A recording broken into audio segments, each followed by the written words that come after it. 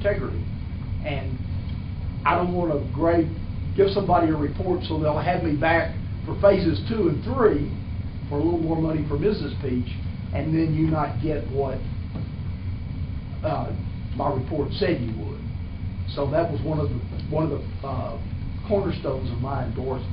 But the two simpler things, and that to be up to it's all up to you guys and the chief. But we need a full-time fire marshal. We lost about 2.5 points, and we need an updated code to at least 5 years from the date ISO would come back, and that would be the 2021 code. And cities don't like to do it, but building code is no longer part of this. It was part of every schedule till the 2003 schedule that I was on the committee that wrote starting in 1986. So building is not part of it. So building would not have to come along, but people don't like to do it that way. And in our case, Commission, we've updated the building codes, and for whatever reason, we didn't do the fire code the last go-around. Is that correct? Yeah, we're on 15 building codes, but we're on 12 fire codes. 12 fire codes. We need the 21, because it's got to be, ISO doesn't follow NFPA, even though all their documents claim they do. I can give you many, many examples. And I'm a principal member at NFPA 1901, the Apparatus and Functions Committee, and the ISO, they just do that to placate NFPA. But I think we would be fine with what you stated, as long as we keep the volunteers. We got credit for 10.75 volunteers responding to structure fires, and that equates to almost 3.5 paid guys. So if you look at ISO's report that Mr. Philpott did last time, you can see that he credited the paid firefighters as 24/7 because he graded you about 4.5. I graded you about 2.5 out of 15 in staffing. So it's pretty evident when I went back through that exactly what happened last time. So I think you're going to be okay. And Dale would give you 2 years. I've already talked. There's 2 cities that are going to regress, and that's Kingsville and Canton. It was funny, I was in Kingsville last week. Yeah, both college towns. What the hell? Both college towns. Yeah, that's true. I didn't know you would know that much about Kingsville, but yes. And Chief Adami and Mark, their city manager, you know, and it's unbelievable. I was there last week with the ISO. They have a ladder truck, and they don't staff it. And when you're the ISO guy, you would never, as expensive as those things are, you would never think you would have it and not responding. I mean, it wouldn't really. I mean, I could see me walking in the place today and really not even asking that question. Yeah. Except this time when I asked for the structural fire reports in Kingsville and Canyon, the truck wasn't there, and they want to see those structural fire reports now. Dennis, remind us, what does it take to staff the ladder truck? Well, 4 is suggested minimum, but with the current staffing model that we'll get, staying optimistic, we get the 6, we'll have 3 on our primary truck, 3 on the ladder truck, and then our other truck will be a 2 position. With either 2 on-call responding or 2 volunteers coming in to take it. We got to have both engines and the ladder truck. That was one of the questions that came up, and I don't know. Someone had asked the chief that. We're going to lose about 18 points if we ran 1 engine in the truck. We got to have 2 engines and a truck. ISO they won't say it in their report. It is in mine. We actually need 3 engines and 1 ladder truck to be perfect. However, when you add over 2 engines in ISO and don't add the corresponding staffing, you're going nowhere from an ISO perspective. I mean, ISO is not why the fire department and the water department's here. It's saving lives and properties while the fire department's here. This is kind of way down the laundry list, but it does affect insurance premiums significantly, or cities wouldn't have been paying me for the last 20 years to improve it. And this is when those engines in the ladder go out, it has to be on structural fire. Just structures. Just structures. Just structures. Yeah. And they need to be shown on the report, and that's a lot of times that it's just not reported because it never was on scene. In other words, it was on its way, it got disregarded and went back. So the captain or the lieutenant or the battalion chief, depending on the size of the community, they didn't list it on that structure fire report. And those structure fire reports go to the state. So you can't go back. I mean, goes to the state fire marshal, which is illegal. You know, it's not like it comes back to me or you. Right. That's a legal guy, and you can't just go back and say, hey, I need to change this report because the ladder truck, we turned it around at 16th and it was heading down to the Holiday Inn Express, and I need to change that. So they need to be done right, but Chief Gwynn and Vince, we talked all that out. They know exactly what needs to be done. So let's highlight one more time. More staffing, update the codes, fire marshal.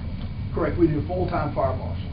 We can have some deputies that come out of the on-duty staffing, but we've got to have the man. It's over, when you're over 5,000 in ISO, you need a full-time paid fire marshal.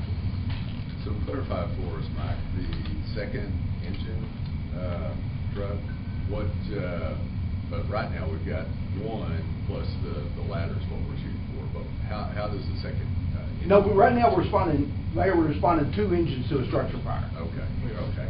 Well, I missed that. Okay, yeah, and I just didn't say it. But we're responding 2 engines to a structure fire, but the ladder truck does not go. Okay. Just because of the lack of staffing. How, in that report, does that include both in-city and we're also responding out in the county? Out in the county is irrelevant to what we're doing. Okay. We're not, at least, I wasn't instructed to include and basically include that what ISO calls the OPA, Mayor. That's the outside protected area. This wasn't any part of my report or any part of this. Some cities want to provide that out there, but you're really, in my opinion, you're providing that to areas that probably aren't paying much city tax as the other ones.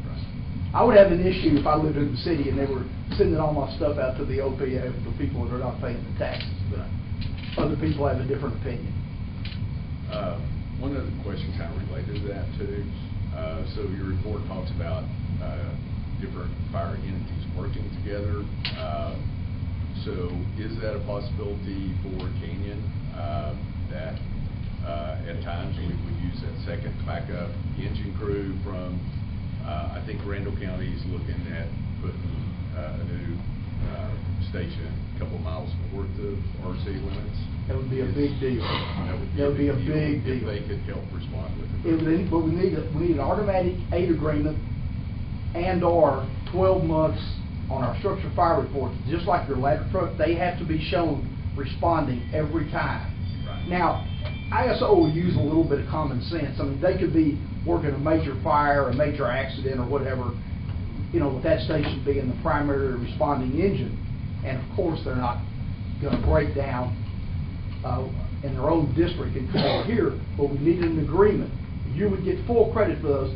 I don't really put that in my reports because that credit for automatic aid that I'm talking about comes out of ISO's Field Procedures Reference Guide. ISO's got 2 documents. They got a 68-page FSRS, Fire Suppression Rating Schedule. Anyone can buy it for $200. Then they got the how-to manual that's about 2,000 pages. And it's technical notes, and a lot of it is, what is a spray nozzle? A lot of it is just mundane stuff for somebody that was never around the fire service, never around water, or any of it. New training, a training module, you might say. But that document they can change. It's not licensed. And that's where that automatic aid credit comes from. So that's not something that I know will be there tomorrow, but they wouldn't change it for a few years. So, Chief Gwynn and I talked about that. That would be a big deal. Because we would get full credit. Because we need a 3rd engine. So if they sent you an engine, we'd get a full credit for that engine and the firefighters that came with it.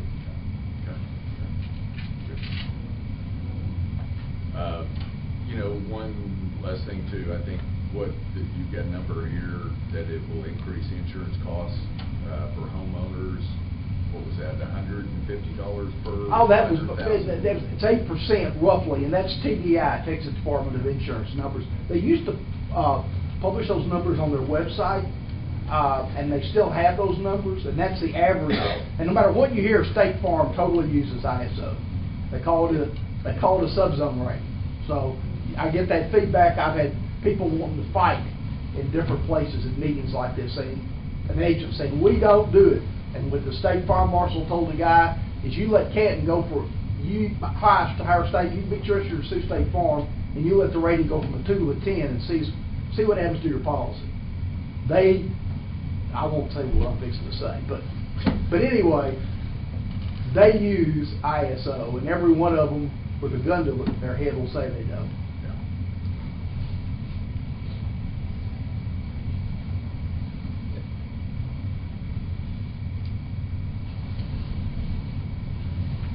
How long has this been a full-time fire marshal?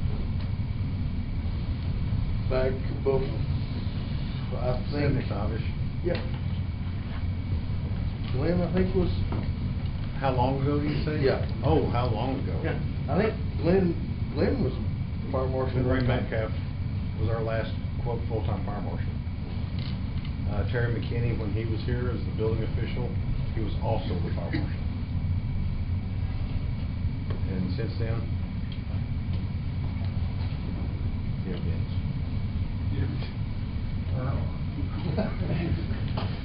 They're pulling events in too many directions. We need, it needs to be, somebody needs to be the fire marshal. It's a hard task. You're technically supposed to do annual inspections everywhere, commercial property, once a year, technically by the books. In my past life, we could only get it every other year, full time. But the on-duty guys, they can help if they're certified. That's correct. They can help. And there's, and they need to pre-plan. We lost, I didn't get into this, it's not big points, but we lost around a point. All the buildings need to be what's called pre-planned, and that's worth 1.89 points, and we only had 20% of those buildings pre-planned. But a pre-plan can be updated with a phone call. A building inspection can't be, but they can be done simultaneously. They need to be reported in two different areas. So there's a lot of things that that would, I mean, firemen may disagree, but I think that'd be a good thing to, you'd be familiar with your buildings and whatever. I think it'd be positive. It's like my grandfather used to say, no job's impossible with a man that doesn't have to do it.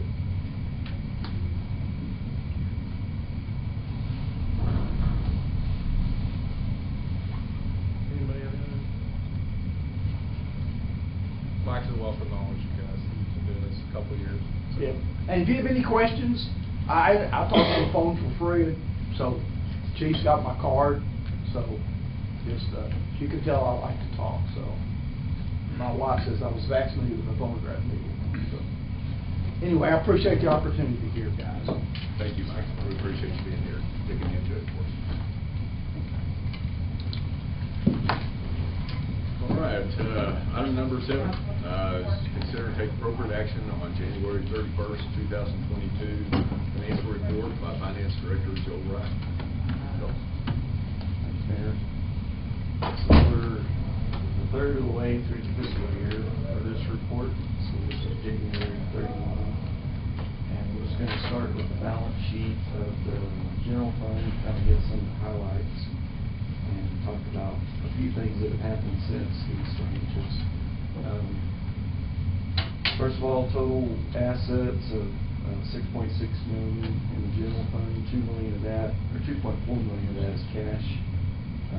$2 million of that is receivable from other funds, mainly utility fund and golf fund. Overall, unassigned fund balance is a little over $6 million in the general fund. Moving on to the scheduled revenues and expenditures. At this point, we've collected just under $3 million in property taxes. That's about 90% of our tax roll. And sales tax is a little over $1 million at this point in time. If you look the next page right after the scheduled revenues and expenditures, you'll see we got 4 months there of collections. And if you look back to the prior year, just to the left, you see each month is up from the prior year, except that January. That was a little bit below what we had in January of 21. February cents is up, March is up. So those 2 months really start reflecting the sales during the Christmas holidays, Christmas sales. So anyway, just a little over 1.2 million in sales tax revenue. Overall, total revenues of $5.7 million. Total expenditures of about $4 million for a net change in fund balance of $1.2 million.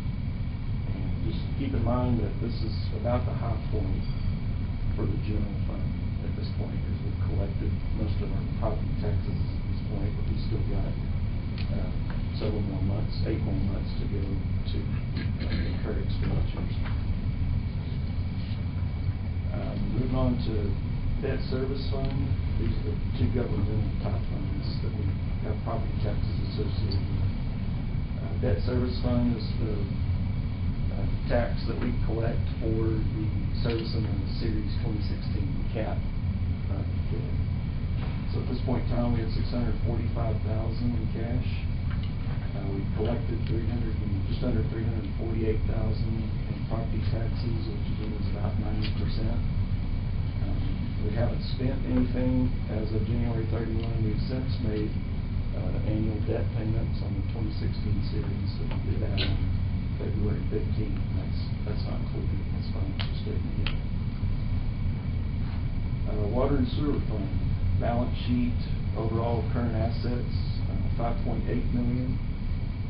2.4 million of that was cash. 2.16 of that was restricted cash, and that was the remainder of the proceeds from the 21 series that we issued in December for the purchase of the land. We purchased the first part of that land back in December. So you see their land increased about $2 million from last year. So that's reflecting that first purchase of land. We since have purchased the second part of that land. So the first part was 1.9 million, the second part was 2.1 million. We settled on that the first week of March. So that restricted cash is all but gone, or actually is gone. So that 2.16 million is no longer on the balance sheet after January 30th. I want to point out one thing on the balance sheet on the liabilities. The contingent liability, remember last year we were carrying that $1 million or so that was payable to Lone Star. They have since reached their compliance, and we refunded that accumulated penalty as we agreed to that came into compliance. So that $1 million has since been sent back to them. Another significant change is the certificates of obligation. If you look at that compared to last year, you see it's over $4 million up. And again, that's that new debt issue that we did back in December to purchase the land. Overall net position is $2.5 million as of January 31. And if we look at the schedule of revenues and expenditures, you can see where the change in that net position comes from at this point in time. Total revenues, we have a little over $3 million. We had total operating expenses of $2.3 million, and then we also had some non-operating type expenses, $363,000. That's the debt issuance cost for that December debt issue. Also included in the expenditures that's kind of significant, not ordinary, is the purchase of the water department barn. We did that in December. That was about $725,000. And we've also made a transfer to a new CIP fund of $418,000. And that's been designated for the 10th Avenue sewer replacement project whenever we do that in the summer. And I'll talk more about the CIP funds when we get to them. So at this point in time, we were down about $141,000.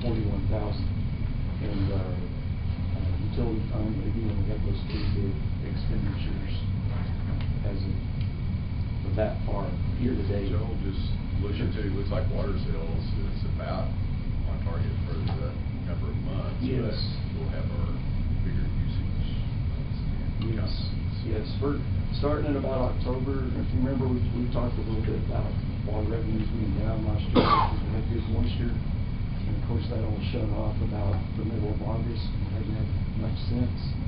So our monthly billings, we're actually running about $800,000 or so through the summer, which is real not normal.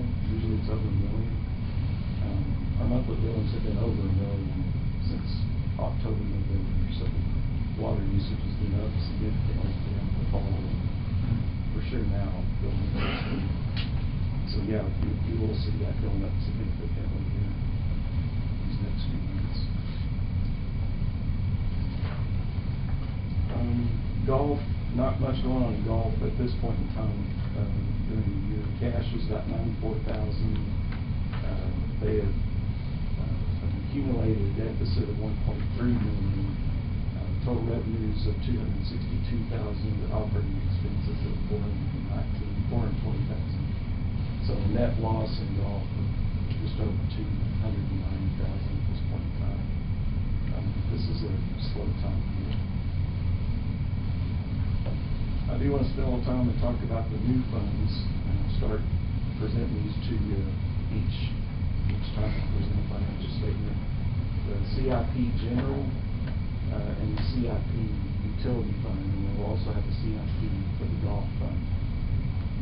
At this point in time, we've transferred $2.5 million into the CIP General Fund, and that consists of the funding that we received from the American Rescue Plan Act of $1.975 million. We also went ahead and moved over there last year $120,000 for the 18th Street extension. And again, these are all projects that are in our CIP plan. So we're funding some of those before we incur any costs on them. The siren replacement project that we ran into last year that we can't get finished this year because of the delay of receiving things.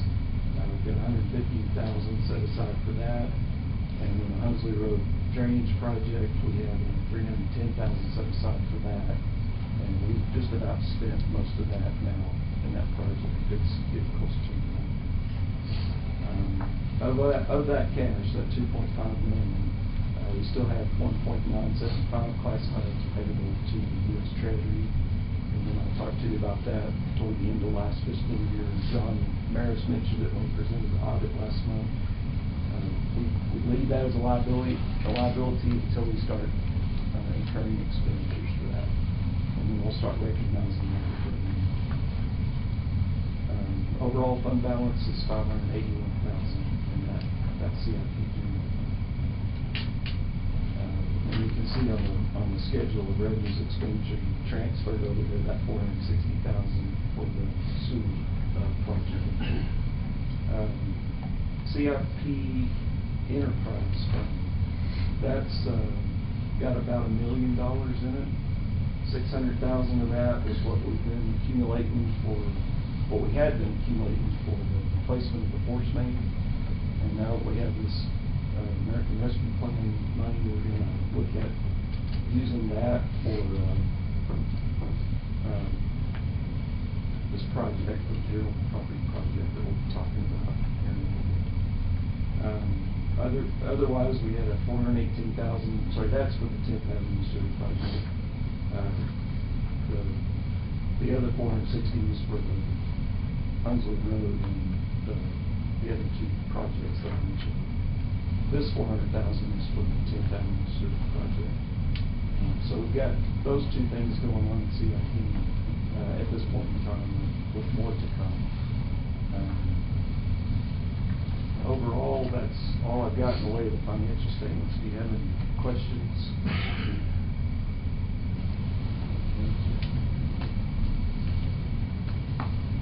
Overall, in comparison to budget, we're about where we need to be. We should be about 60. We should have about 67% of the year left. Some of those line items, the timing is different, and then the encouragements, but we're pretty much on track with all of those techniques.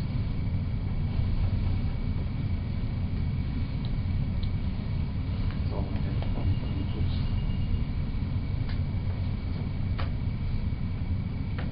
Any other questions for Joel? I would entertain a motion to approve the quarterly finance report. Make a motion to approve the report. Have a motion and second. All in favor, signify by raising your right hand. Opposed, like sign. Motion passes. All right. That takes us to consider and take appropriate action on January 31st, 2022 to investment report by Finance Director Joe Ryan. Okay, so the investment report, if you recall, is two parts. First is our cash position, book cash as of January 31, and comparing that to our reserve policy that we have in our financial policies. Listed there all of the accounts, all of our cash accounts, and how much cash we have as of January 31. So we had $12,800,000 at January 31, and then just below that total, I've given you the restricted cash out of that and cash that's already been claimed. So $601,000 is for the capital equipment fund. We'll be using that for purchasing equipment items that will be on order and hopefully will arrive someday. Also, we have the cash balances I just talked about in those two CIP funds, the $2.5 million in general and $1 million in the enterprise fund. And we also have $645,000 that's restricted for debt service on the 2016 bond machine. Wake up, John. And then $2 million on the restricted cash. This is the certificates of obligation I mentioned. We issued that in December, and we just finished purchasing that loan here in March, so that's since gone. So that leaves us with $5.9 million. $3.4 million of that was general fund, and that's right in the middle of our target for the minimum and maximum of our reserve policy. And then similarly, the utility fund was $2.4 million. Out in the middle there, we've since taken that down quite a bit, making the February 15th scheduled debt service payments. But that will be covered pretty quickly here as we get into the higher utility bills. So overall, we're within our reserve policy on the cash position. Second part is has to do with our finance policy, our investment policy. We're required to be sure that the bank keeps adequate collateralization, securities pledged to collateralize our deposits. So I've listed there the bank statement balance for all of our accounts as of January 31. It was $13.5 million. At that same time, the bank had pledged securities with a market value of $18,700,000. So we're excessively collateralized as of January 31, which is a lot better than under-collateralized. Any questions on the investment report? That's all I have. Holistic thoughts on planning with the capital improvement program and your initial thoughts on that? I'm really pleased we're doing that. I think that's going to keep us. It's making us more proactive rather than being reactive. We're able to build up cash, not just reserve and fund balance or designating fund balance, but we're actually designating cash, setting it aside for specific projects. And we're tracking those projects and knowing years in advance, really, of projects that are going to have to be dealt with. And it's forcing us to set aside the money to have it, to be able to take care of things, instead of waiting until something breaks and becomes a crisis. That's still going to happen, I'm sure, just because stuff breaks, but at least the big things we can be preparing for. And it's because that CIP is looking at the 5-year range, we can plan, prepare, set aside money for a 5-year period. It's a little easier than doing it a year at a time, just through our regular fiscal year for operations. Thank you, Joe. All right. Thank you much, Joe. Appreciate it. Okay, 9 is consider and take appropriate action on the recommendation of architects for the If we could get a motion on We do need a motion. So moved. To approve. Have a motion, have a second? Okay, we have a motion and a second to approve the quarterly investment report. All in favor signify by raising your right hand. Opposed, like sign. The motion passes. Okay, that takes us to consider and take appropriate action on recommendation of architect for the proposed construction of a police station and renovations of City Hall. Bo? Yes, sir. Thank you, Mr. Mayor. We have to say we had 5 architectural firms respond to our RFQ for the possible construction of the police station and renovations for City Hall. As a reminder, this firm will be responsible for the initial phase of site location, space studies, preliminary design and cost estimates and things like that. We had a team review the responses last week, evaluate those responses and score them according to 7 criteria that were set in that RFQ, the results of which are listed there, and the order from most qualified and down was Sims Plus Architects, Park Hill, DPS, Randall Scott Architects, Charles Lynch, and Chapman Harvey Architects. The next step that we take from this point is to begin negotiations with these architects, starting with the first identified as the most qualified. If an agreement cannot be made with that architectural firm, we then move to the next qualified, and then so on until we finalize an agreement. I want to ask y'all if you had any questions about the process of this contract negotiation process with the architects. And so what we are seeking now is authorization given to the city manager to begin that negotiation process with these identified architectural firms.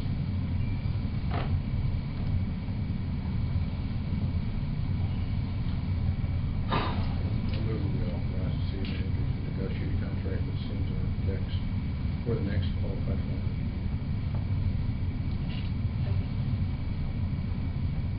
Have a motion, second. Is there any further discussion? Then all in favor, signify by raising your right hand. Opposed, like sign. Motion passes. All right, item number 10, consider and take appropriate action on bids received for micro-surfacing project for 2022. Dan? Thank you, Mayor. Here we are once again, ladies and gentlemen, with our annual street maintenance project. We're doing things a little different this year. We want to have some more areas to try to evaluate what we did last year with our microsurface. So we decided to not do a combination project like we did last year, just put all the money into microsurface and look at it going forward and see if that's what we want to do or not, if we want to go back and do some chip sealing and whatnot. So that's kind of where we were at, what I'm thinking this year. I've heard nothing but good throughout the community about what we did last year with the microsurface, and I'd love to hear from y'all if y'all have heard any pro or con as to what the public might think about what we did last year. I had a lot of compliments on Facebook and Is that holding up as well as you thought? Yeah, so far. We'll see. The test's going to be the winner. Of course, the winner's over, hopefully. And so you're not gonna do that again, is that what you're saying? We are. Well, we switched code to where the entire project this year will be just the micro, like you see right here. If you scroll down a couple of pages, there's the map. It shows you the area. Basically everything east of 19th, between 19th and 23rd Street. So, it's pretty good sized job. Oh, it's okay.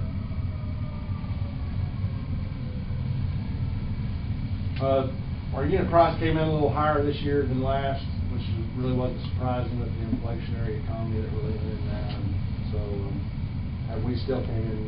We kind of underestimated the quantities and overestimated the unit price to try to keep the thing around where we thought the budget was going to be. And we got lucky the thing came in under budget anyway. So we'll have a little extra money, but with the 18th Street project coming and other things that we've spent some money on somewhat unexpectedly like that at Madison Park, we're going to probably not add to the project this year like we typically do and hold that money back else with the 18th Street So that's what was the thinking for that moving forward.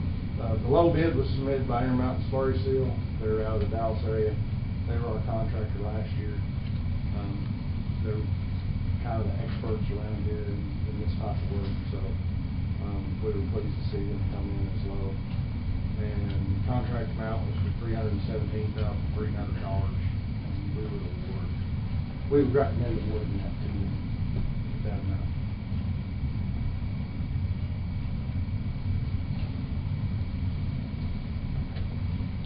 Make a motion, we award the bid for the 2022 microservice project to Intermountain Slurry Seal in $317,300.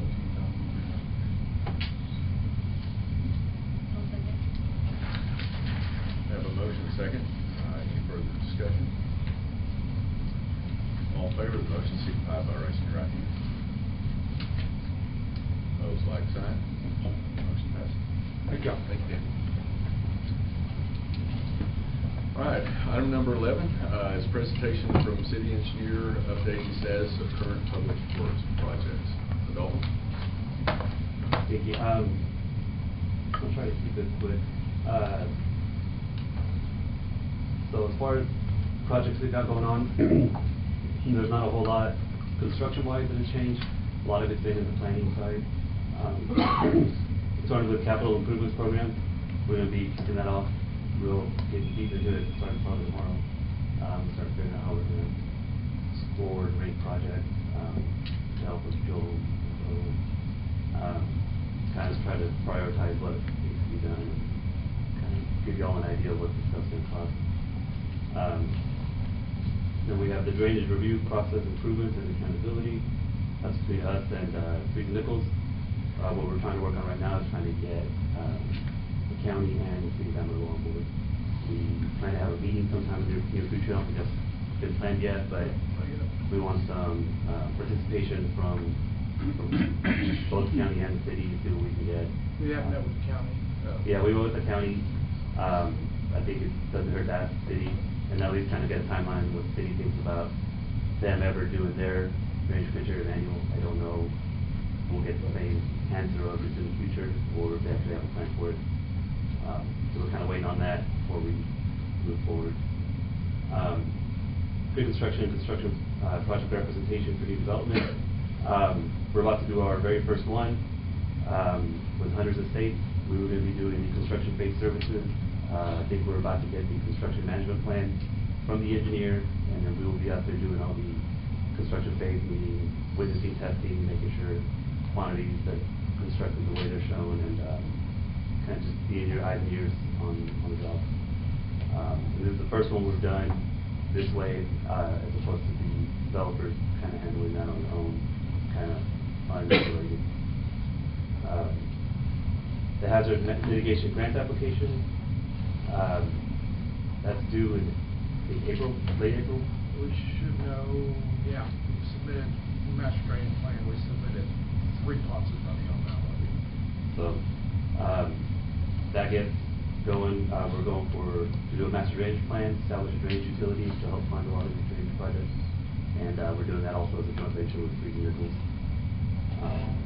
So we'll see when we get that submitted, see if that gets approved and funded. Utility base map update. We're working on the maps. We were starting, we had prioritized doing the control network stuff, but that kind of got put off.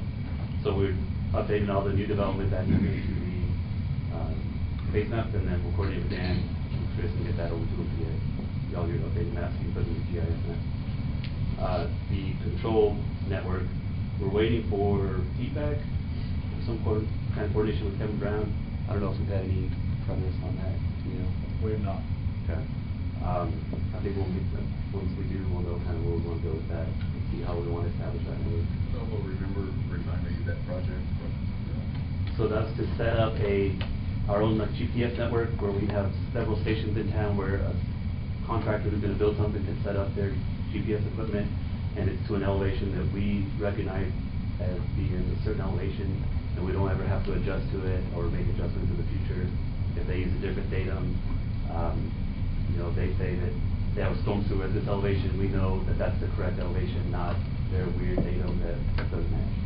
So to have a more unified system. So it would establish that network to make it simple for every bit of construction going on in town. Whether that's, development related or whatever they need. So yeah, we're just waiting to hear back from Kevin Brown, see what his input would be as a surveyor, to see what he thinks on that and what he would kind of recommend to for the city.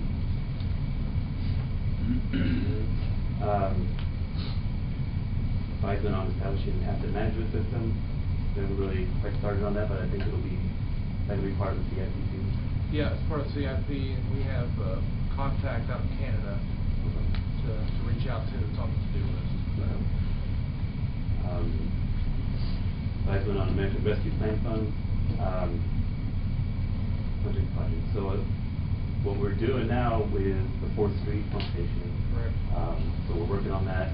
It was originally going to be, well, several things. It was going to be wells, but then we couldn't do that. Then it was going to be the force main to the treatment plant, but that got shelved for now. Plan in the So- CIP is 4th first, and then when we get the second trench of money would be the rest of the enforcement.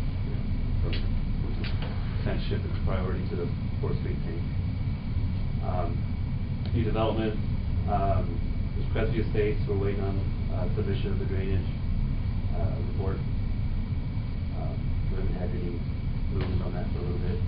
All sub stores, on the one on I-27, it's under construction. The last thing they did, they had a couple of tweaks on their layout from TxDOT. They were fine with it, we were fine with it, so they're construction over there. Then the all subs on 15, they already think have the building up, they're going pretty quick. They've built their detention pond, and we're gonna go out and check on that, make sure it's the right size, right elevation. Hundreds of States Unit 2, that's the one where they're gonna start the construction, and we're gonna do the RPR out there. Stone Creek, everything's been approved as of today, and they submitted their field plans, so that's gonna move to the next phase right before construction. We'll do the same thing with the CMP construction management plan. The loss, that's we reviewed that, we sent it back to their design engineer, we're waiting to hear back. I know they were having timeline issues, but I think we got all this stuff reviewed. I don't know what else we can do to help them, but I think we kind of met whatever deadline they needed. It's just not really on the timeline they wanted. Specifically with the loss, we kind of worry about utilities out there, because they didn't do their own private lift station, so they're going to own it and maintain it, but it does have to be city standards, so we have a say in making sure that that's up to all standards, make sure that it's going to work, and then so once we get that sorted out, we should be able to approve that. Capital projects, the Hunsley Road drainage, they're almost done. They've got the west side of the Gage Stone driveway, the culverts in, the safety and treatment in under the single pipe. So as far as your imminent death hazard that you had before, that's gone. So he's got to finish putting some rock down, grade it, and clean up. And really so get to finally have that cleaned up, we'll be able to open up the road again and have a nice looking ditch up there. And then Spring Canyon Well 38. That project's complete. They went in and finished the punch list. I still have to send out a copy of the well completion report. We can submit that to TCQ to get that approved. The well's not tied to anything, so you can't really use it, but eventually it will. And these well completion reports can take some time to approve, so it might take a little while to get approval, but everything's in place, ready to go. And the elbow is at about 250 gallons per minute, so. That's what we're rating it at, so that it's because of the spacing up there. Upcoming projects, we got the sewer line replacement and at Reed's Middle School. That's the one we've been putting off. It'll be 2 years now. The plan is to build it in the summer. The contractors should be ready to go. It's coming up, so we'll make sure we coordinate, make sure that they have everything ready to go, so we don't miss that timeline again. We'll smooth out. Canyon got funded for the CDBG application, which is to replace water and sewer over by 7th, 8th, and 9th Street or Avenue. I don't know if TDA has awarded you the funds yet, not yet. Once they do that, we'll do construction contract and so work with the DEA and start that design process on that. The 4th Street pump station, like I said earlier, we're using the American Rescue Fund for it. We've got the preliminary layout. It's almost good to go. We just gotta, because this project was done 10 years ago, since then we've added the Brown Road well field that ties into it, and we're losing wells over at Lombarder. So the phasing has changed completely to make sure that we keep Brown Road well in service, so we're not without water during construction.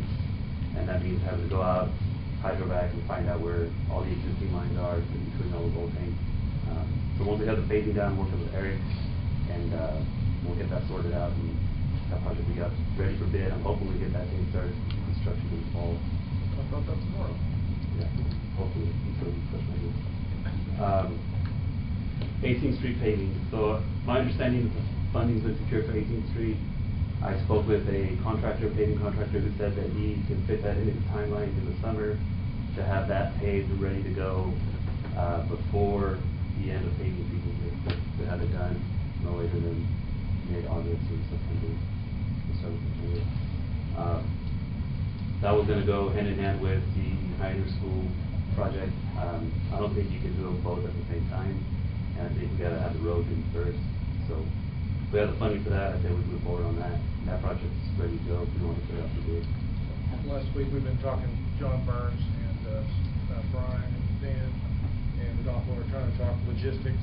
Kylie Hunter's getting really close, John and Brian, on the private funding, and so we're trying to time these projects logistically to make sure they're not waiting on us or we're not waiting on them. So those talks have been occurring the last 2 to 3 weeks. Timing. Microsurfacing, I just told you guys we're doing all microsurfacing. One thing we are doing is creating a microsurfacing cycle instead of a seal coat cycle for you guys. That way, if the microsurfacing goes well and everyone's happy with it, you can get whatever works out to do microsurfacing on all your asphalt surfaces. If it's a 8-year, 10-year, 12-year plan to do that, we're going to come up with one and Joe review it, see if that's something you guys want to do. If not, we can always revert back to seal coat or a combination of both. And that's just based on your budget and how far that budget will go and how much you can cover. I know we've probably talked about this before, Dan, so what we've seen research from other cities and all too on how long they would last, the microseal versus, I think microsurface is probably the same. Well, you get a better product in the end, and you get less complaints. So I think you might, if you with a good hot summer, because sometimes the cracks kind of show through, you might get a little longer life out of it, but overall you get a better product and good looking street out of it. Cost-wise, it's only a little bit more. I think it was coming in, what, $370 a square yard? Yeah. 30 or 40 cents a square yard. Yeah, steel coat came in at $340, $330, depending on where we're at. So for a little bit more, you get a smoother, better product. It goes down faster, and you don't have to worry about people complaining about rocks. And then you don't have to worry about your street department having to go and sweep up rocks. Mayor, I don't anticipate really having some good hard facts to see how ours reacts for another couple of years. Depending on what kind of winters we have. So far right now, I'm pleased with what I'm seeing around, this part of town that we did last year. Yeah, it cracks. We crack sealed underneath it, and it still cracks. So, I think everybody knows that any kind of pavement will crack, and then if it's cracked underneath, it's going to reflect up through it and crack just like it would hot mix. If you'd have done a hot mix overlay on that, it'd have cracked just like this did. So, we just needed some more time before we could really evaluate, the performance of it. These are maintenance plans, so it's to extend the life of the asphalt, not fixing any underlying issues. So what you do is you're doing maintenance that is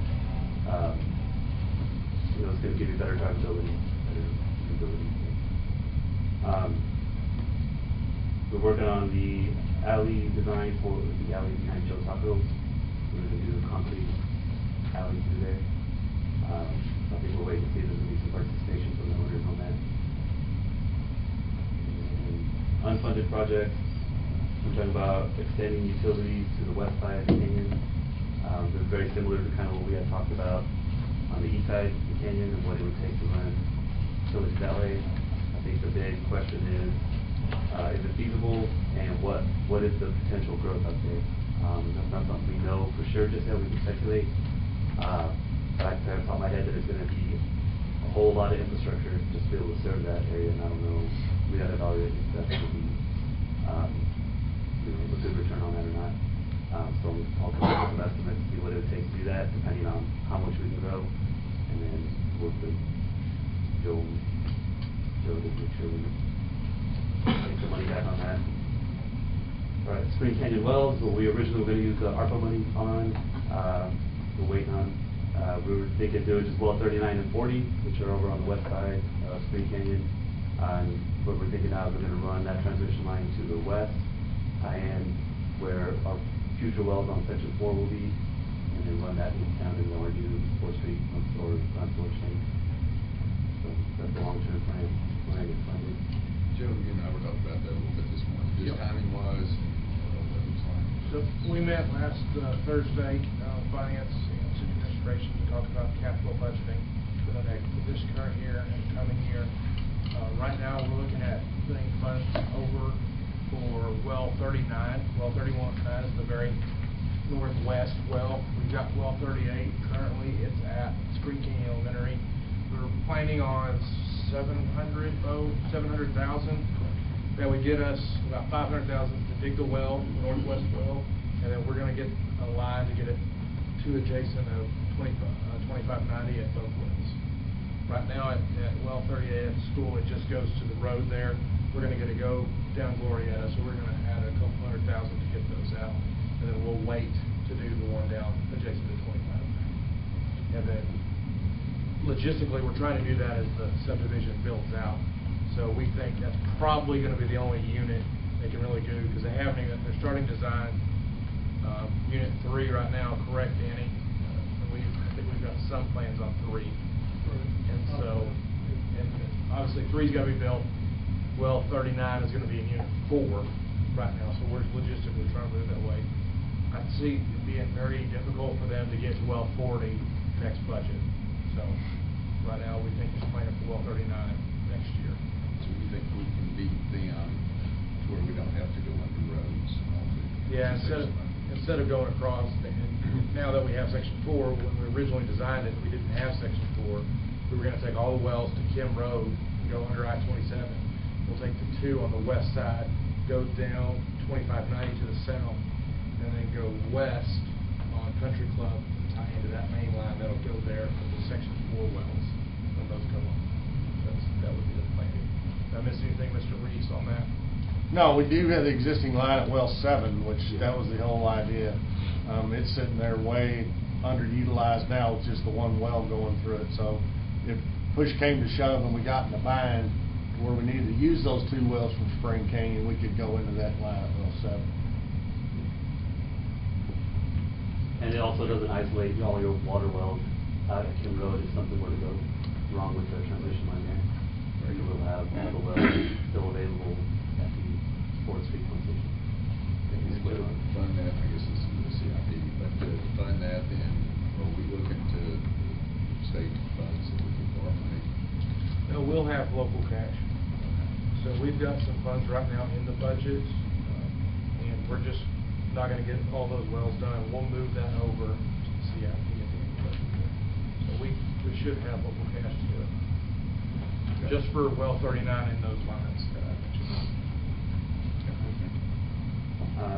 Again, the force main at the lift from the lift station to the treatment plant, that's been put on hold for now. So that we can do that at some point. Then Hyder Park, I guess we're getting funding. The pipe funding's coming in soon. Working with Ryan on figuring out how we can save some money on the cost of the restrooms now. The restrooms we had originally wanted almost double the price. So I got a hold of a structural engineer, Ryan Houston, who did the burn house reject. He said he could design and have that thing built for well under what it costs to do the pre-made one. So if that's something you want to do, we can proceed that way, just get him started on that so we can have those plans ready to go when the funding comes in. And then if 18th Street's built, then they can just move in, get that all put together. And then Islands on the Horizon, the canyon construction specs, something we got to work on. parts of it came up through last week, so it's testing those, so, updating the specs, maybe having a more unified spec with the county or city of Idaho would hurt, or just having something that is updated to what, our current standards are now. Those are 15 years old, Dan, is that what we said? Took the words right out of my mouth. 15, I wrote them 15 years ago. Lots of changes in there, so we're gonna update those. Again, the water criteria manual, we're going to see who wants to participate. The paving grade index study, we have a contract with a third party that can come in and scan the roads and let you know conditions of the roads and kind of help you prioritize and decide which parts of town or what roads you want to focus on rebuilding or even just doing maintenance on. That way you're fixing the right stuff and not guessing based on, the age of the road. The road might be in really good shape and you might have other areas you got to focus on. Water wastewater condition inventory, that's going to be part of the asset management. Updating the water supply and wastewater capacity studies. That's something Joe and I talked about. I think I'll put together a timeline in the budget on what it costs to update your existing studies. I think they were done back in 2017. So, Supposed to do those every 5 years. yeah. And then Brick Street, eventually, when Breeze Nichols gives us the downtown master plan, we'll have a good idea what it costs to do Brick Street. And then we can start replacing all. Was that on the bottom of the list? Always is. I put it there on purpose. That's right. As long as it's in the CIP plan, we won't forget about it. Yeah, we're not gonna forget, and it's there. We won't let you. So I think that's everything. I don't know if y'all had. We'll go over some more stuff tomorrow. Do you have any questions or? Well, thank you. Thanks for the, appreciate it. Okay, that's not an action item, so, takes us to item number 12. Consider and take appropriate action on a plat for Hunter's Estates, unit number 2, a subdivision within the extraterritorial jurisdiction of the city of King. Thank you, Mayor. Yes, sir, Mr. Robbie Christie submitted this plat for Hunter Estates, unit number 2. You guys have been looking at this a little bit in the past. Staff's been waiting on for over a year. Like the doctor mentioned, this is a DTJ plat in our extraterritorial jurisdiction.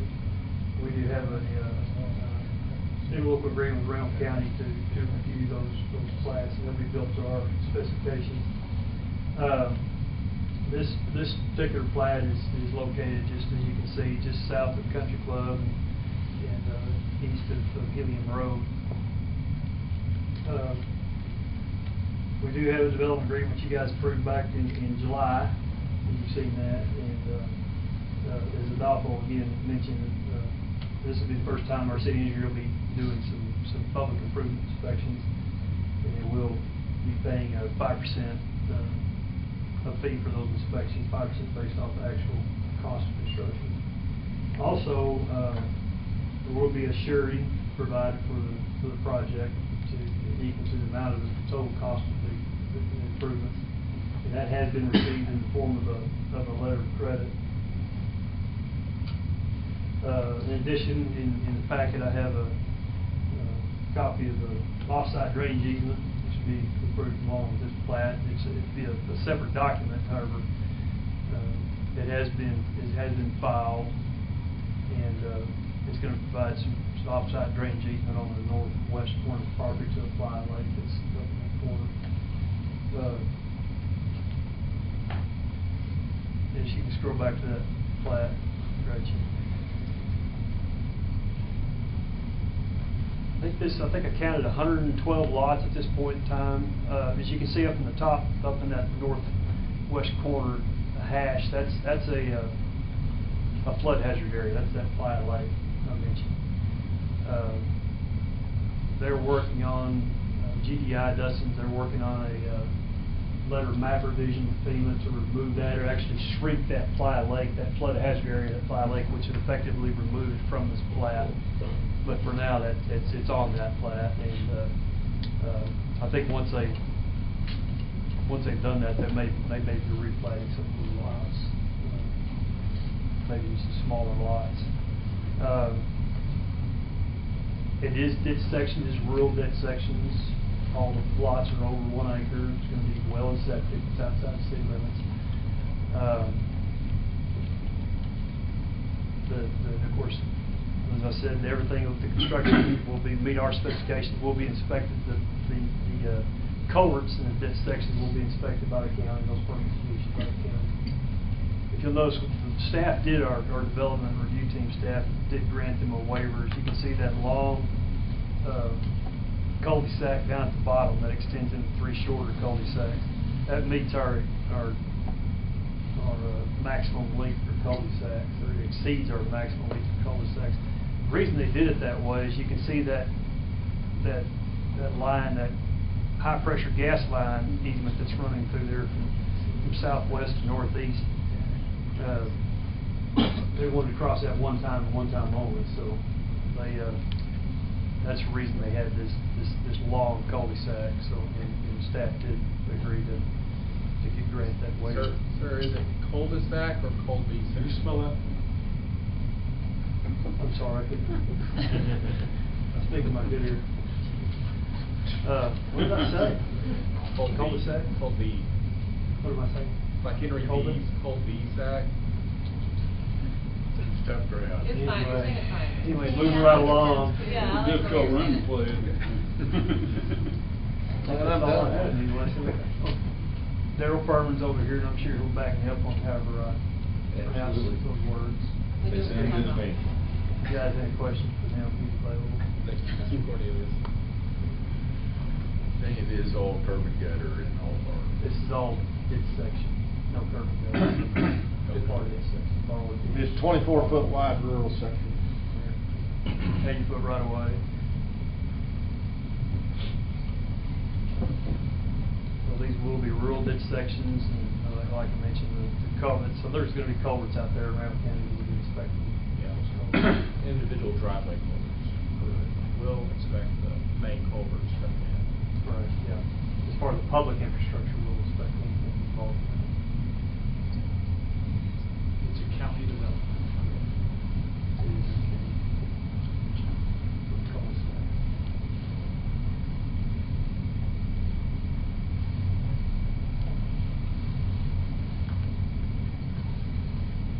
But answering questions, and again, Daryl's here. Answering questions.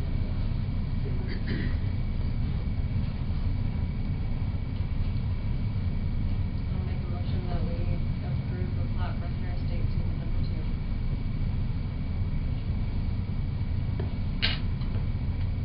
Second.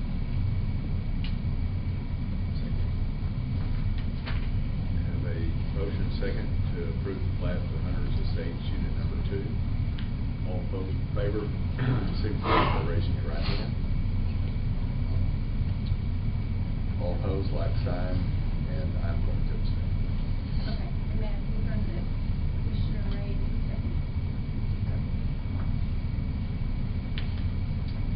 All right. All right, Thank thank you, you. appreciate it. Okay, item number 13 is consider and take appropriate action on recommendations from Board of City Development. John?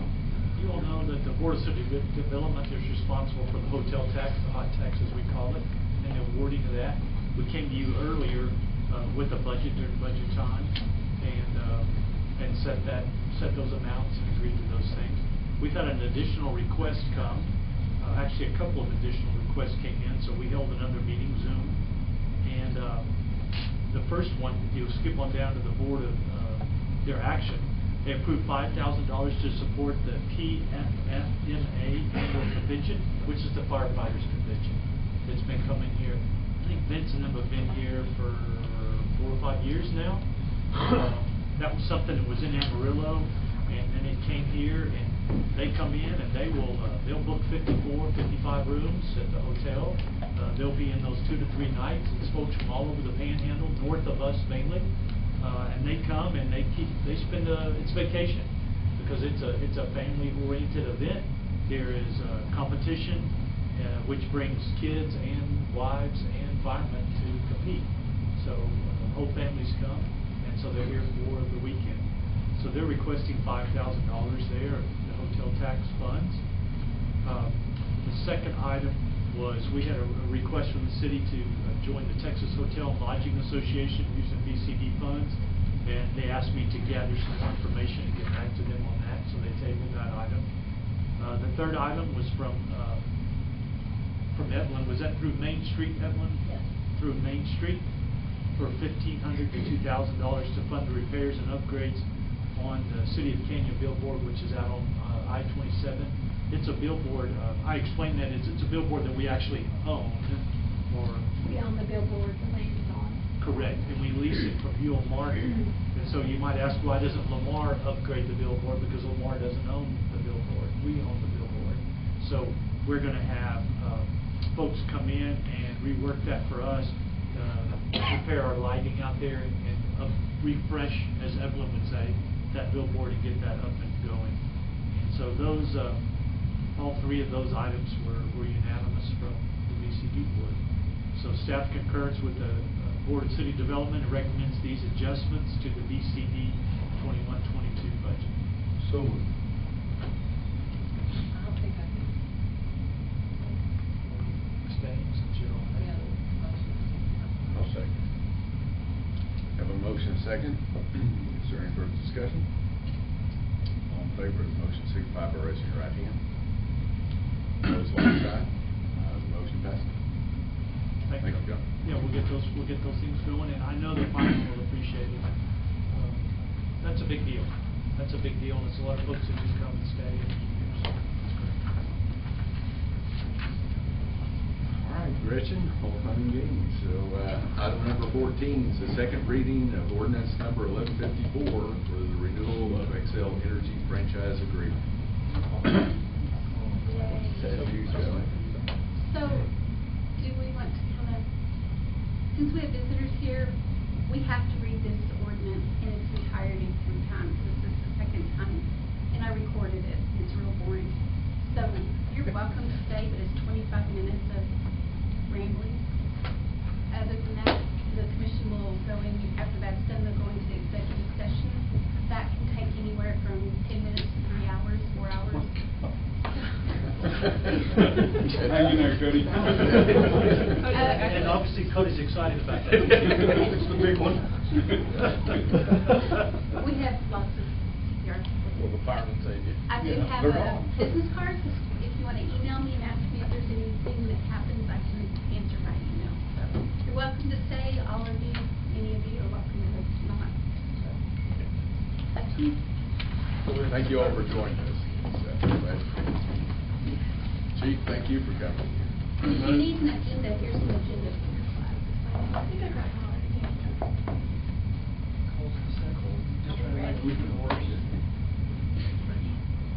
It's French. It's French.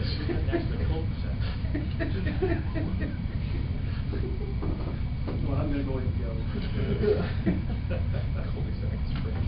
Are you good to go ahead and start? Yes, we're excited. I know. And I'm playing it on here this coming up. Well,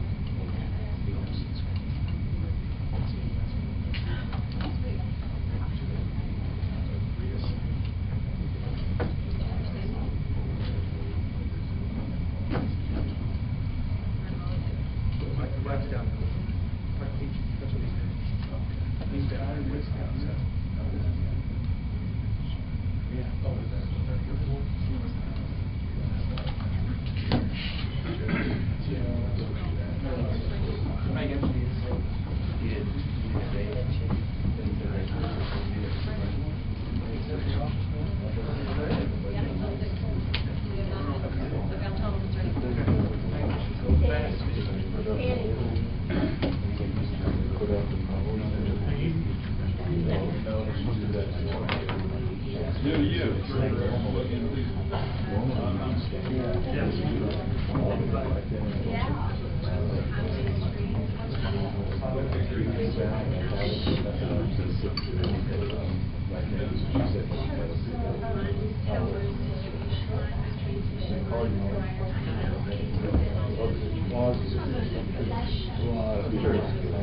Personnel.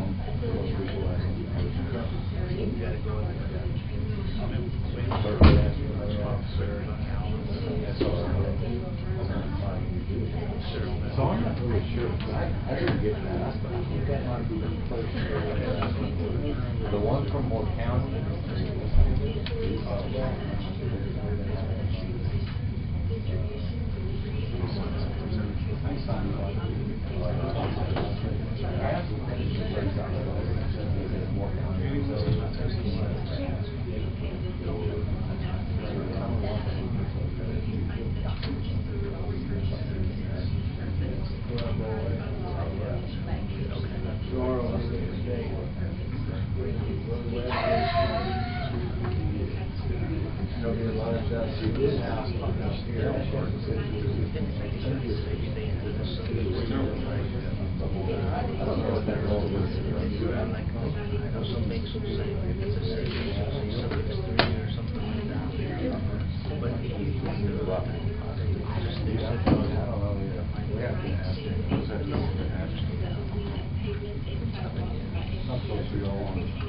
Privilege was on my then.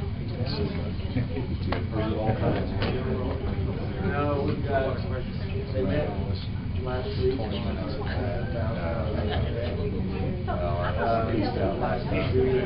I still don't understand why that's great.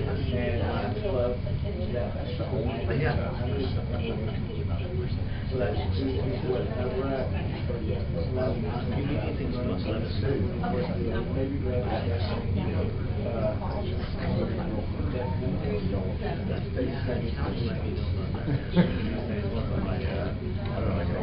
I just figured it was some sort of so for some reason electricity is special. Not special. Oh, yeah. Yeah. Whoops. You know what? Power goes out to me almost the entire state. Nobody thinks it's I can't remember what they call it. That wasn't the polar vortex, was it?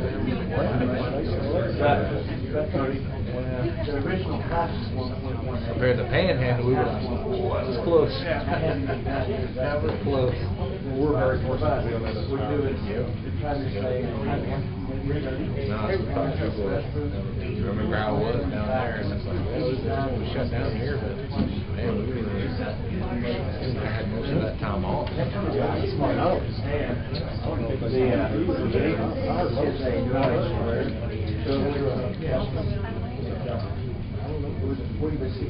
the one that had trouble, right? Big trouble. No. I think so. It's got to work on it. I'm on the board in Ambler, so.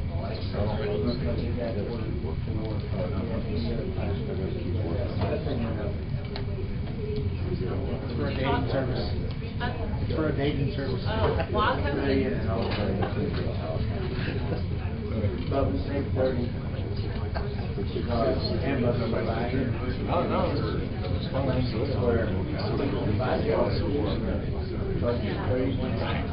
God's the best one I've ever seen. Like, you're just a homer. Yeah, I was surprised. When I got 4 hours, I'll go over the list and then write it all down. That's kind of, we were one of the few, looking for technology, then we'll meet it. She's seen the ways that don't have. That's right. So, oh yeah. You know, my thinking is,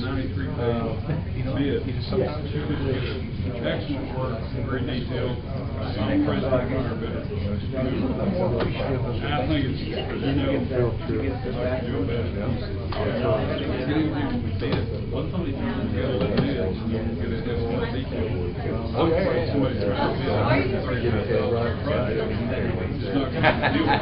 Which one? Okay, that's what I was gonna ask. What's the 4-6 in this scenario? We do not. And so I'm going to see if I can go back and figure out a way not to be center block building.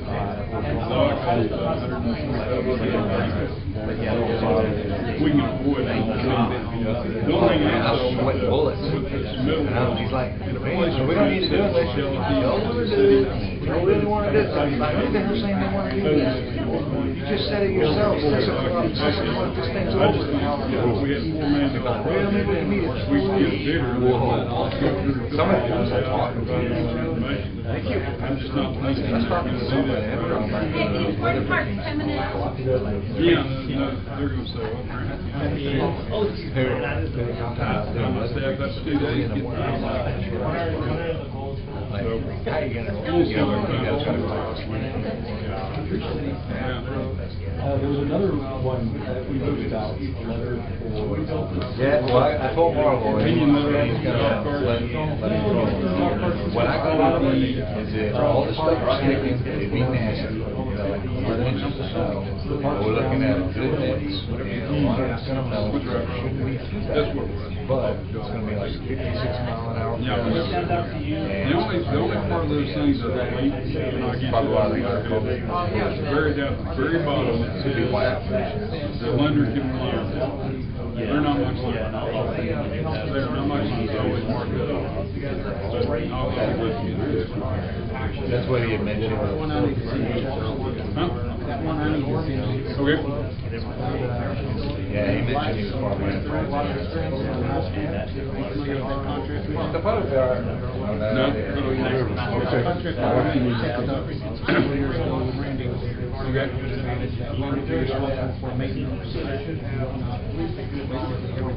Going out to South Town, past high school. Not well, going to the high school. From about Burger King. Okay. I don't know what I was talking about, trying to get the bags. We had somebody take them. Okay. Trailers. Knock the pole down and So we're trying, well, one, we need to figure out is, file on their insurance or textile.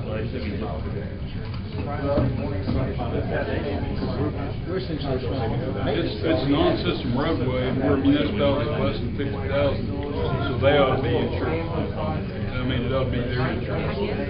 So we don't have to take over that function. We're a non-system roadway until we exceed 50,000 population. Have you seen that? No. I'll send it. Oh, yeah, ship it to me via email. I'll email it to you, and then, we need to figure out if we need to add those to our insurance. Oh, we need to do that. And then, I mean, we know who the driver was, there's a police report on it, so I don't know if we should follow that way, that person. That's what I do. I initially, my attitude was I initially filed the driver's insurance policy. Us doing that? Well, that's something I need to put in my contract. Yeah, because, I mean, the driver's liability. Water main, on the meter, they can do it. That would be the first one I would pay for that. I'm betting you textile can do that. That's what I'm curious about. Yeah.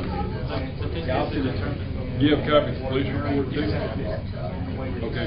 Yeah, send me the contract and please. That'd be great. Take a look at it. Put it right about 16 down. Work that out. Still have to get everything passed down.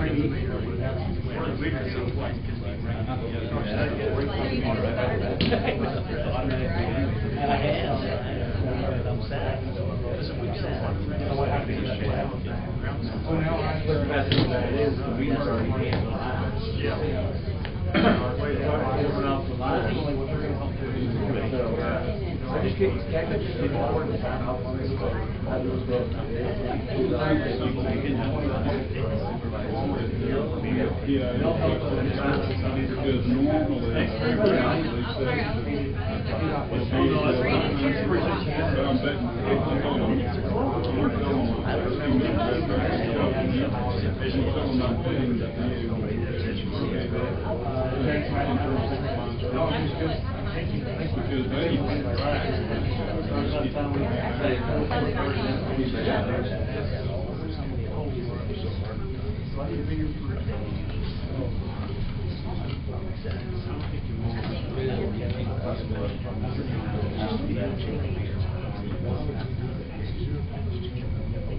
Maybe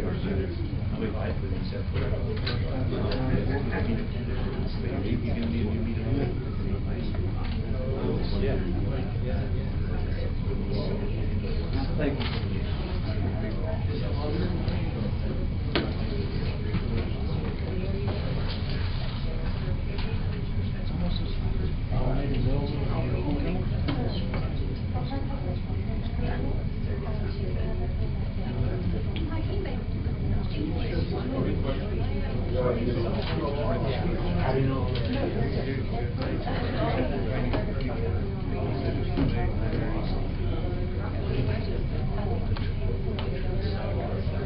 Joe, though, doesn't that dropped off the signed plans?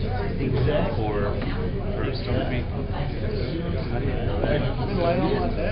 Well, we were emailing back and forth, and I asked Joe. Nobody told me. I know, but I talked to Joe right before that, and I said, we have no more comment other than we don't have skills plans. Then I said, does Dustin know that? Like, does somebody need to tell him? Danny about that? Email. You need to tell him. Like, Dustin should know that, but you need to tell him we don't have them. I'm like, okay. So TD emails him and he gets the response right back. So you think about it. Well, now it's but that was all our comment was because I didn't know y'all had them, so that's why we had that comment on these. So we needed to get that really cold. We didn't have you in there. Yeah, He had Danny on. he finally sent us He said on there, attached to the final plans, hard copies will be delivered to me and public works today, was that day? No, you're fine. I need to make sure, check. Because that was the reason we were asking. And he's like, well, how do we know? We don't. So I just Yeah, he dropped them off and then he sent them off.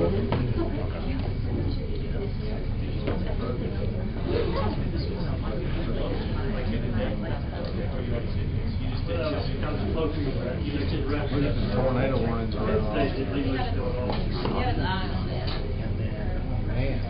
last year they seasoned this one. That one out there looks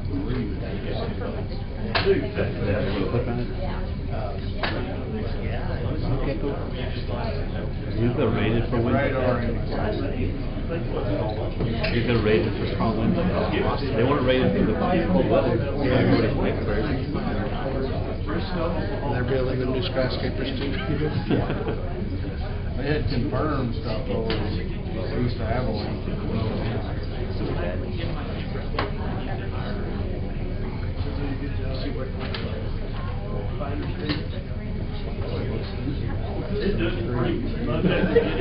Thank you. Yeah, I'm gonna go over and look at it. Well, that's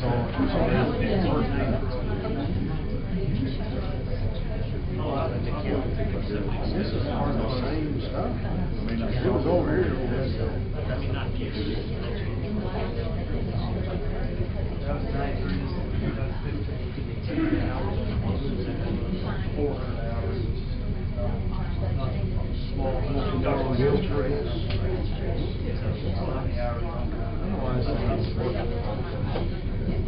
brand new fancy backlight.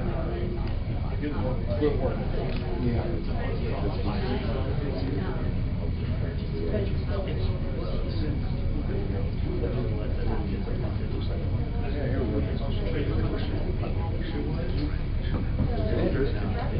Hey? Park it over here now. I got, seriously, if you want to. I'm actually going over to you. Ryan's campus. Yeah. I'll take it over there to store. I got a barn. It's not moving much. This other radar shows the snow is like right here. Yeah, my old one's over there in the barn already. I'll take this over there. This thing's got colored by 10 pieces. Bring my one through there.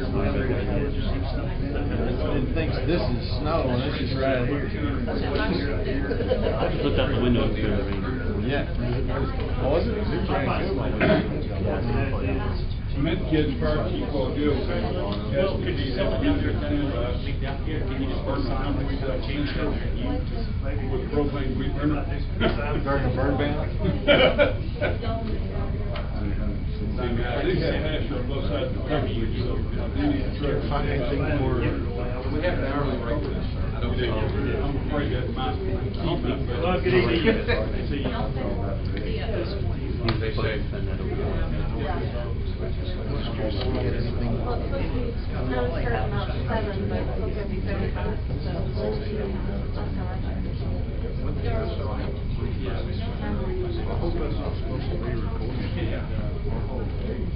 It's gonna be. No, just the reason. Yeah, the manager. That makes a big difference.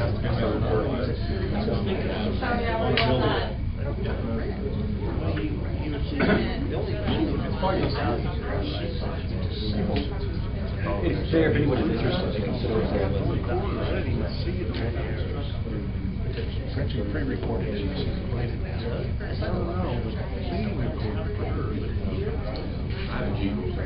That's not last time I've been. We recorded on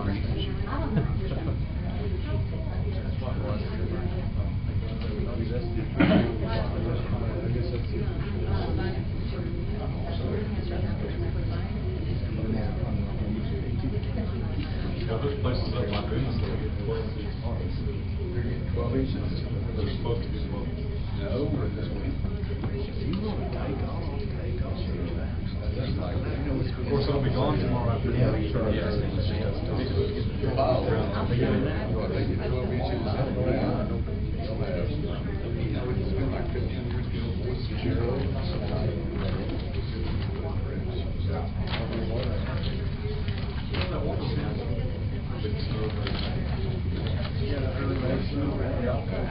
It was during the final week. It's been longer than that.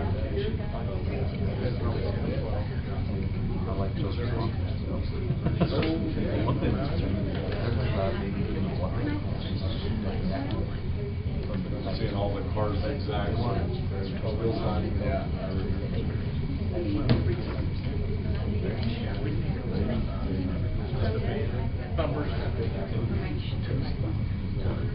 Still here, Chris, because the news on the.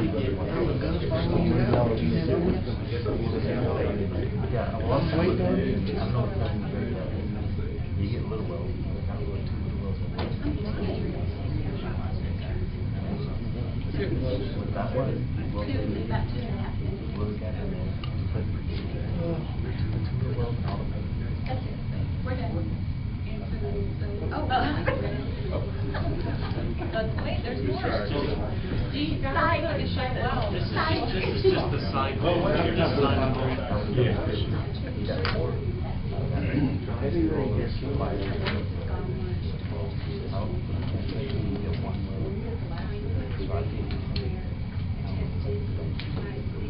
I don't like my grandmother.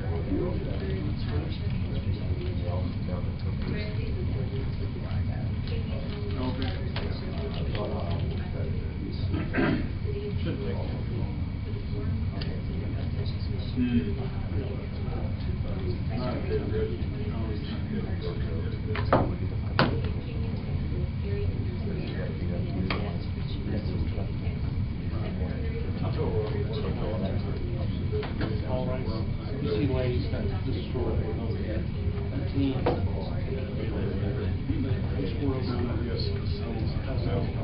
They shot like half the game, 64%. They were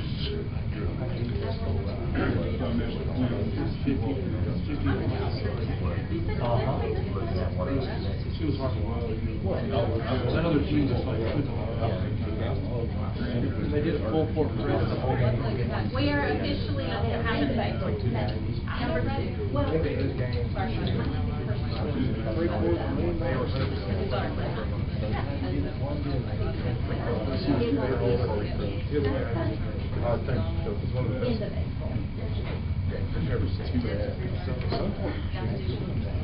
All right, that completes our second reading of ordinance number 1154. No action to be taken at this time. And that takes us to item number 15, executive session pursuant to 551.071, consultation with attorney, 551.072, deliberation regarding real property, and 551.087, economic development negotiations. And with that, we will adjourn into executive session. 20 minutes. At 6:12, and we'll try to be back in a couple hours. I will be back in 20 minutes. Okay. You too. All right, Chief. Y'all stay for this. See y'all. See you tomorrow. Stay up. Okay. See y'all. See you. Bye, y'all. Good job, Chris. Good job, y'all. Actually, do. Yeah. I got 8 left on my bracket, so I had 6. That's okay. Did you have Kentucky going in all the way? Hey, UConn went out, they went out in the first round. Kentucky went out in the first round. I had them going to the 8.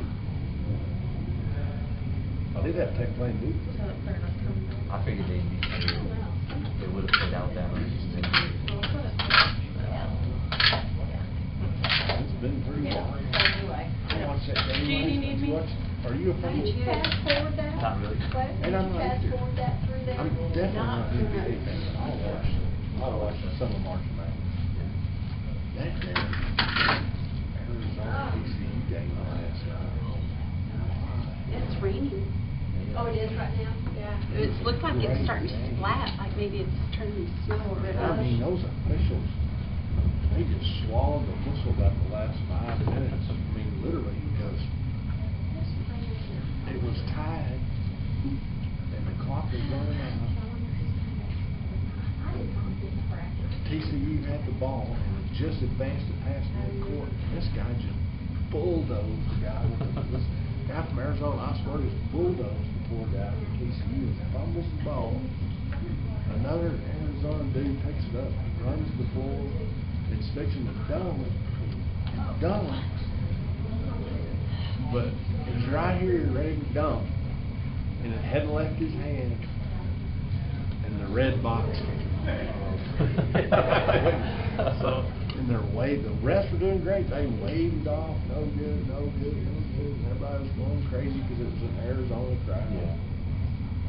And they replayed it, and sure enough, it was by